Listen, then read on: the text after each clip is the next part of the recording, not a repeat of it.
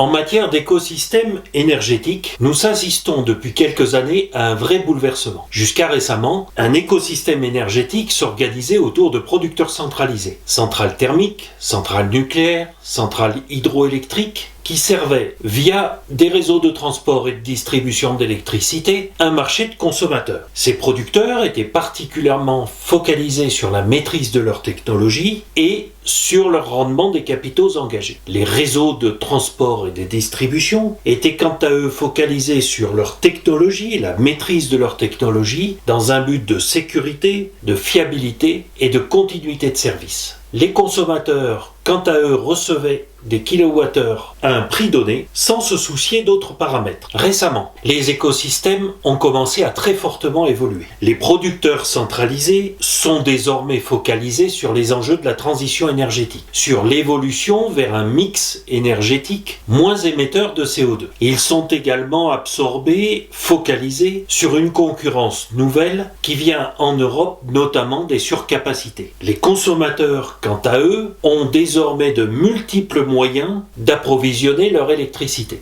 Ils peuvent continuer via leurs fournisseurs habituels. Pour les plus gros, ils peuvent se sourcer directement auprès des marchés de l'énergie. Ils peuvent contractualiser directement avec le producteur à travers un PPA, un Power Purchase Agreement, qui est ce contrat qui permet à un consommateur d'acheter directement à un producteur. Et puis, ils ont la possibilité de produire eux-mêmes grâce à plusieurs technologies solaires, cogénération, ayant en plus la possibilité d'optimiser leur consommation, leur autoconsommation, leur stockage ou la revente de leur production. Les réseaux de distribution, quant à eux, se retrouvent intermédiaires entre les producteurs centralisés, les consommateurs et tous les producteurs distribués désormais connectés à ces réseaux de distribution. Ces réseaux de distribution sont donc au cœur de systèmes énergétiques complexes dont ils doivent assurer la continuité de service et l'équilibre. Leur focalisation reste technologique, mais au service de l'équilibre de ces systèmes complexes, d'une résilience devenue nécessaire face aux conséquences des dérèglements climatiques, et ils ont l'esprit focalisé par l'émergence de cellules plus ou moins autonomes de réseaux, je veux parler des microgrids.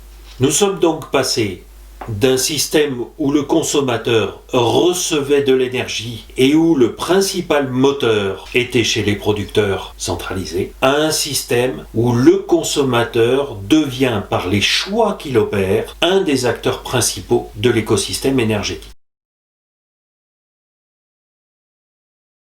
Alors, quelles sont les conséquences pour les fournisseurs ? Tout d'abord, il leur faut gagner des clients. Pour cela, il faut qu'ils apprennent à vendre et non pas à attendre, comme auparavant, que les clients viennent leur acheter. Car désormais, les clients ont le choix. Il faut qu'ils décident comment répondre clairement aux besoins de leurs clients. Pour eux, plusieurs solutions sont possibles. Encore faut-il communiquer clairement leurs choix. Enfin, il faut se différencier. Deuxième enjeu, une fois ces clients gagnés, il faut les fidéliser et les conserver. La valeur de l'offre fournisseur doit donc être durable. Dans de nombreux cas, notamment sur les marchés B2B professionnels, le client doit se sentir accompagné. La plupart de ces clients s'engagent dans la transition énergétique, dans leur propre transition énergétique, et ils ont besoin, ils l'expriment très clairement, d'un accompagnement professionnel tout au long de cette transition.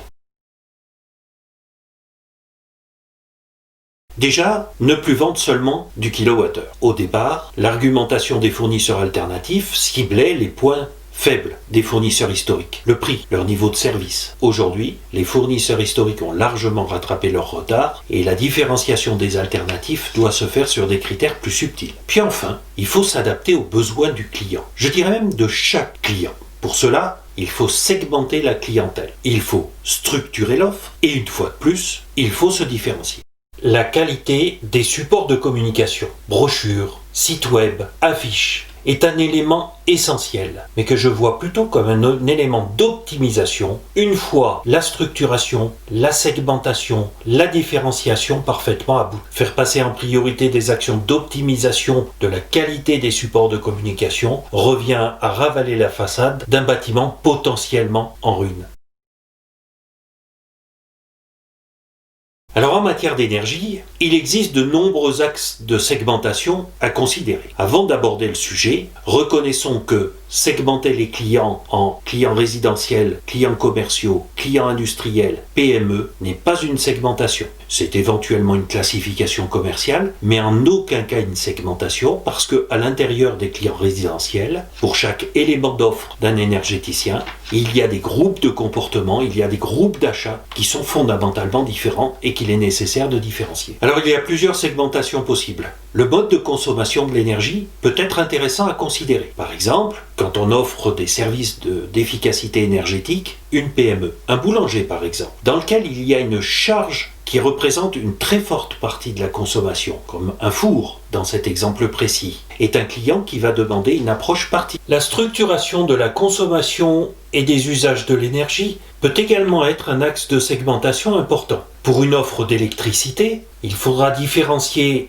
un étudiant résidant pendant quelques mois dans une chambre, d'un client résidentiel dans sa résidence secondaire, d'une personne à la retraite habitant 24 heures sur 24 dans son logement, ou d'un couple avec 3 enfants, résidant dans la maison plutôt le soir et le week-end. Le niveau d'engagement dans l'énergie est également un axe de différenciation important. Un militant environnemental, par exemple, va avoir d'autres besoins que quelqu'un qui naturellement se désintéresse de l'énergie. Des offres de financement, de contracting, par exemple, vont devoir différencier ces deux profils. On peut également segmenter par le niveau de maturité du consommateur en matière de compréhension des systèmes énergétiques actuels. Un outil de suivi de consommation ne peut pas donner les mêmes informations à quelqu'un qui débute, qui a besoin de comprendre et qui a besoin de pédagogie, qu'à quelqu'un qui s'est engagé dans des efforts personnels de réduction de sa consommation depuis 5 ans et qui sait parfaitement comment son énergie est consommée. L'un va avoir besoin d'explications, le deuxième va plutôt avoir besoin d'alerte et d'alarme. Enfin, pour de nombreuses offres, un axe extrêmement important est de considérer le levier de motivation, de décision du client. Est-ce que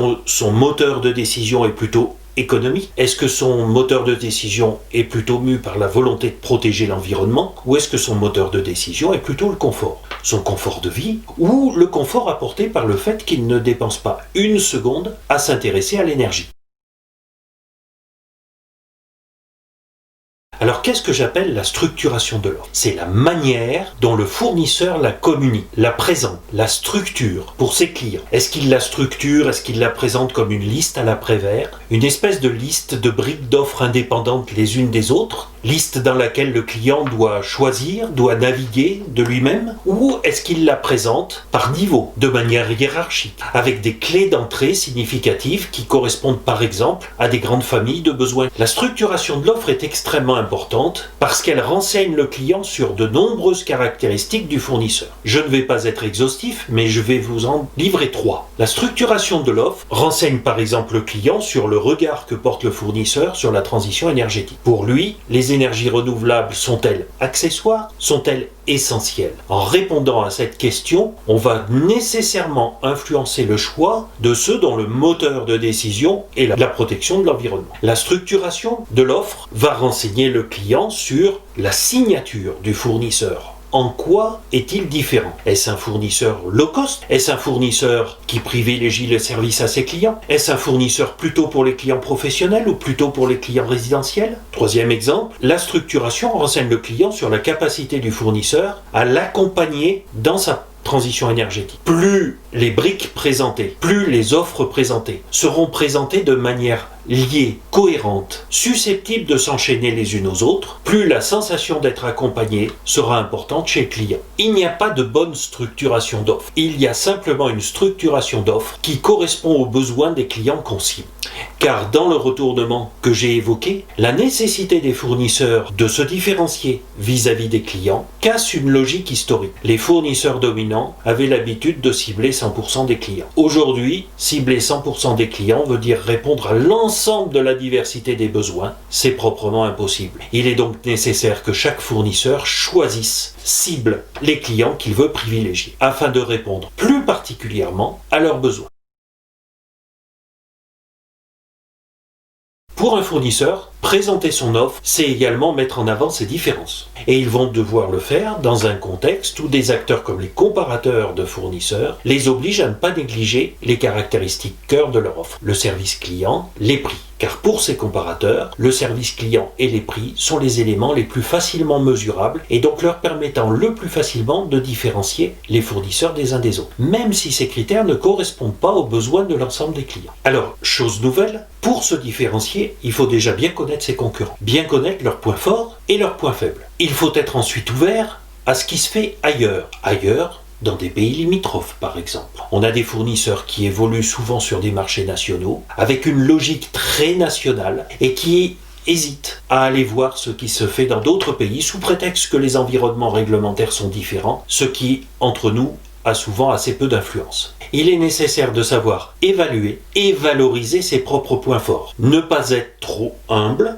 d'une part, mais ne pas penser non plus qu'on est le roi de la canne à sucre, d'autre part. Et puis j'y reviens, peut-être que pour se différencier, il faut apprendre à ne plus cibler l'intégralité des clients, pour se concentrer notamment sur ceux dont les attentes correspondent aux points forts du fournisseur. On voit bien à la lumière de ces quelques réflexions que tous les énergéticiens ont beaucoup d'efforts à faire, à la fois pour rentabiliser leurs offres, pour consolider leur position et pour servir leurs clients. Mais peut-être bien que ces trois objectifs sont intimement liés.